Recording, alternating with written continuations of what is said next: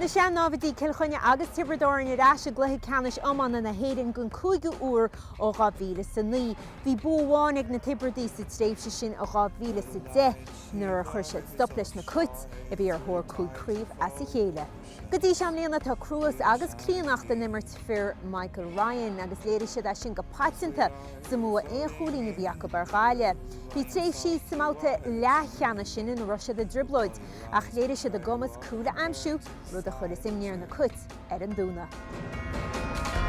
Whatever I feel for you, you only seem to care about you.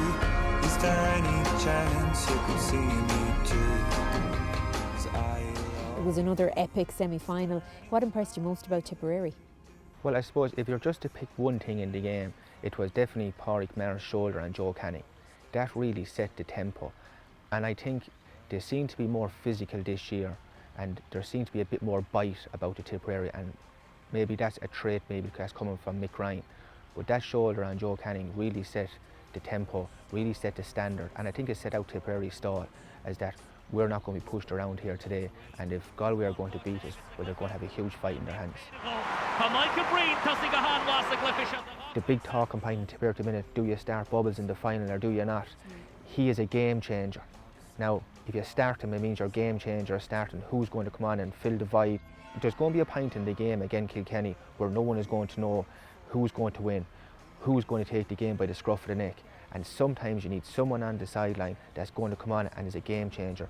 And Bubbles has proved it already in the semi-final. He is a game changer. So that's going to be a huge job for Mick Ryan, what way he's going to pick his team. Facing your neighbours Kilkenny, it's nothing new to Tipperary. What impressed you most about them, particularly in their 2 semi-finals against Waterford? Coming from a Tipperary point of view, I'm very, very disappointed that they're after getting 2 wake-up calls. I would prefer if they came into the final and they got no test, and now they're not too sure where they are. It was a huge game against Waterford the first day. Brian Cody changed his team around 3 changes. They came back in the replay and they got over it. He's after learning so much about his team. Blanchfield came on, corner forward, scored 3 points. He could have got a goal, could have got man of the match after coming out of nowhere. So these are things that Brian is learning about his team. Coming from a Tipperary point of view, I prefer if he didn't know these things coming into the final because it's a dangerous place to be. To me, it's very, very simple. Richie Hogan and TJ Reid are the driving force and are the key behind this Kilkenny team. You have to keep them quiet. Now, is that an impossible task? Well, if you look at the way that they're hurling over the last couple of years, you'd have to say yes, but you have to keep them quiet. You can't let them dictate the game.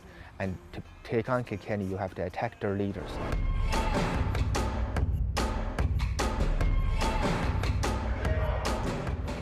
I do think that the Tipperary team that's there at the minute are mentally very strong, and we're after seeing that as the years progressed. But Tipperary are used to going up to Croke Park, they're used to going up on All-Ireland final days, and this is the match that everyone wants. And not only that, it's the match that the players want. The players want Kilkenny, and they're delighted they're after getting them because they know that we owe them one.